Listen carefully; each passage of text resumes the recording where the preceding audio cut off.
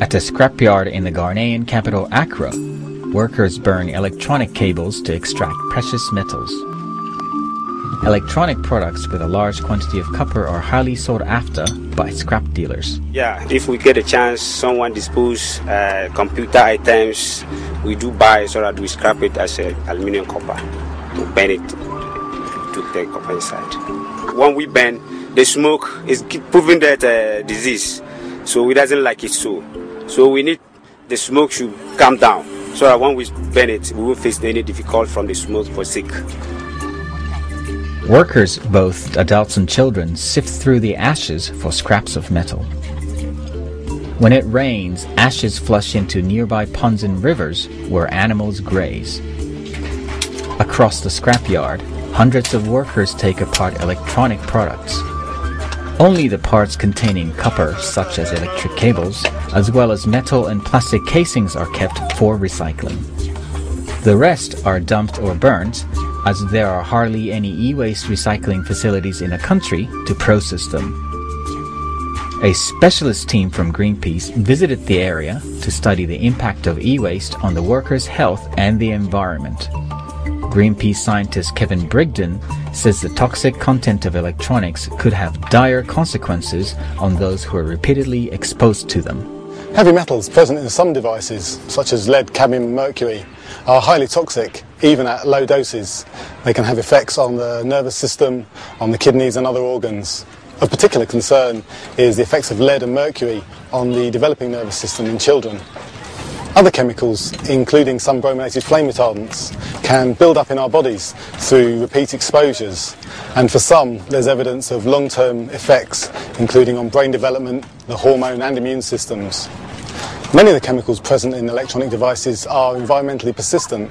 That is, once released, they will remain in the environment for long periods of time.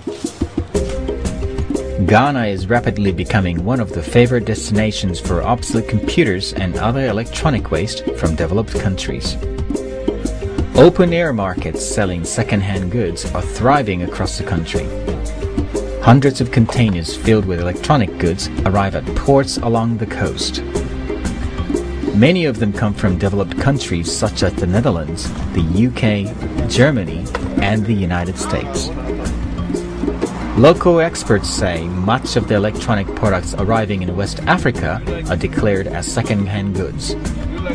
But in reality, the majority of them are e-waste.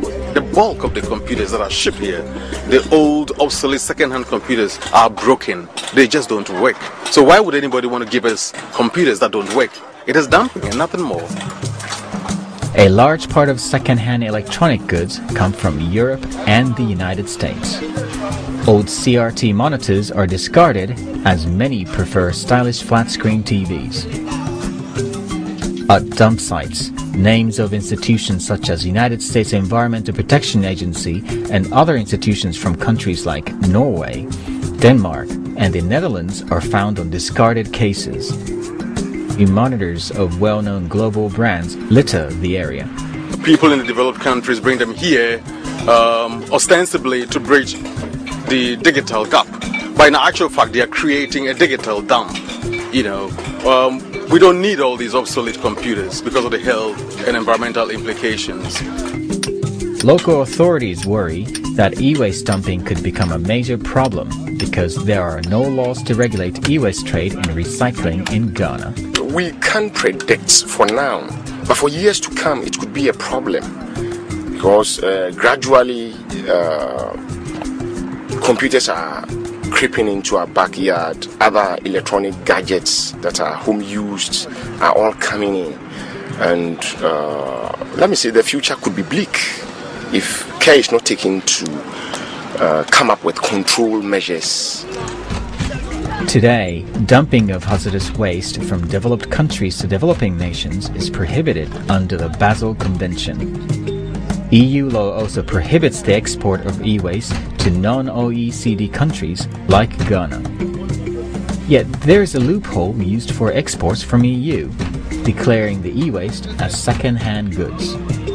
Environmental campaigners say laws alone cannot stop the growing e-waste trade in West Africa. Electronics producers should take responsibility by banning toxic chemicals from their products, and they should take back their products and recycle them in a proper way when they become waste.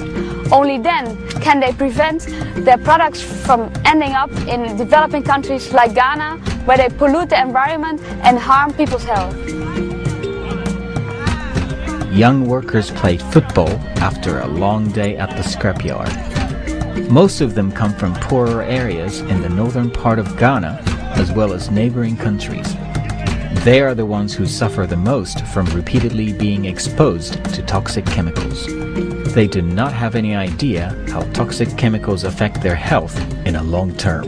We do not have the facilities to recycle them. They are killing our people because they contain very heavy toxic metals that are not desirable for our health and also the environment. They are fouling the environment for generations and generations to come. There is no way that we can deal with these problems.